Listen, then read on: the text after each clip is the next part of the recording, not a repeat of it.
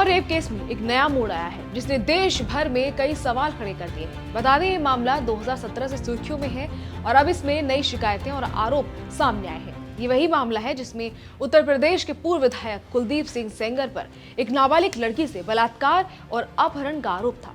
दिसंबर 2019 में अदालत ने सेंगर को दोषी ठहराते हुए उसे आजीवन कारावास की सजा सुनाई थी। अब इस पूरे मामले ने एक नया मोड़ ले लिया है। पीड़िता ने केंद्रीय सीबीआई से संपर्क किया है और गंभीर आरोप लगाए हैं। उन्होंने ये दावा किया है कि जांच अधिकारी ने मामले में पक्षपात और गड़बड़ी की, जिससे आरोपी पक्ष को फायदा हुआ।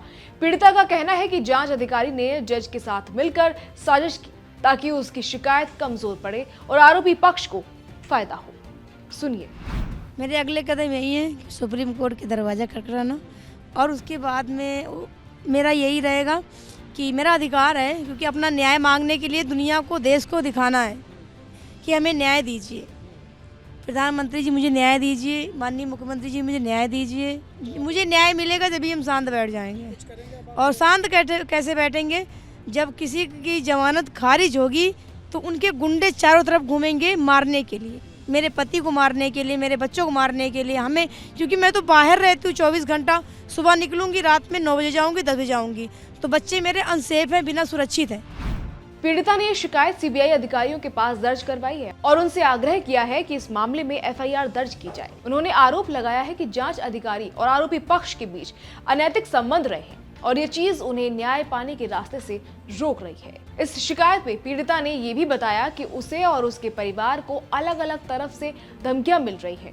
पहले भी उसने शिकायत की थी, लेकिन किसी कार्रवाई की होने की बात नहीं हुई, जिससे वो बेहद निराश और असुरक्षित महसूस कर रही है। उन्होंने ये आरोप भी लगाया कि जांच दस्तावेज में उसके बारे में गलत जानकारी दर्ज की गई, जैसे कि उसे सरकारी स्कूल की छात्रा दिखाया गया, जबकि वो वास्तव में उस स्कूल में पढ़ी ही नहीं थी। इसके अलावा दस्तावेज में उसके मोबाइल फोन के बारे में भी गलत बयान शामिल किए गए। पीड़िता के इस आरोप के बाद सीबीआई ने प्रतिक्रिया देते हुए कहा कि ये दावे सिर्फ राय हैं और इन्हें निर्णायक सबूत के रूप में नहीं लिया जा सकता। एजेंसी ने कहा कि जांच में दिख रहा है उससे कहीं ज्यादा जटिल हालात हैं और निष्पक्ष जांच चल रही है। इस शिकायत के बीच राजनीतिक और सामाजिक प्रतिक्रिया भी तेज हो गई है। लोगों ने कहा कि इस मामले में न्याय प्रणाली पर लोगों का भरोसा डगमगा गया है, खासकर तब जब प्रोसिक्यूशन साइड और जांच अधिकारी के बीच किसी भी तरह की गड़बड़ी के आरोप सामने आते हैं।